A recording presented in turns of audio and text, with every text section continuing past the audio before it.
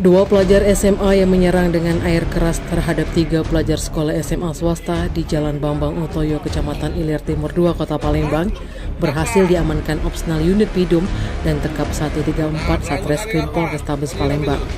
Kedua pelajar yang diamankan berinisial PU, usia 15 tahun, pelajar kelas 1, dan AM, 16 tahun, pelajar kelas 2.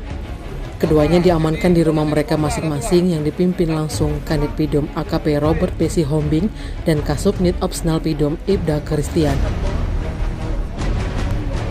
Guna dilakukan pemeriksaan, kedua pelajar tersebut dibawa ke Mapolrestabes Palembang. Menurut salah satu pelaku, PU, ketika ditemui mengatakan awal mulanya mereka dari SMA mereka atau korban yang mendatangi sekolahnya.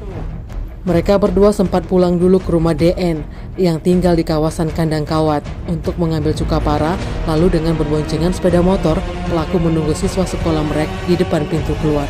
Ketika melihat tiga korban yang sedang berboncengan sepeda motor melintas di tempat kejadian perkara, menurut PU ia mengejar dengan berboncengan sepeda motor bersama AM. Kemudian PU melemparkan cukapara kepada korban. Ternyata pelaku tidak tahu kalau yang dilempar itu bukan musuh yang mereka cari karena motornya sama.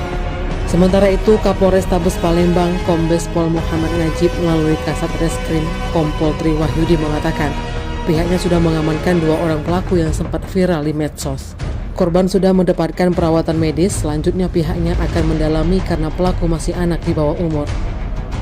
Kompol Tri Wahyudi menghimbau kepada pihak sekolah lebih waspada dan berhati-hati lagi terhadap anak didiknya dan betul-betul melindungi. Jangan sampai setelah pulang sekolah terjadi tawuran.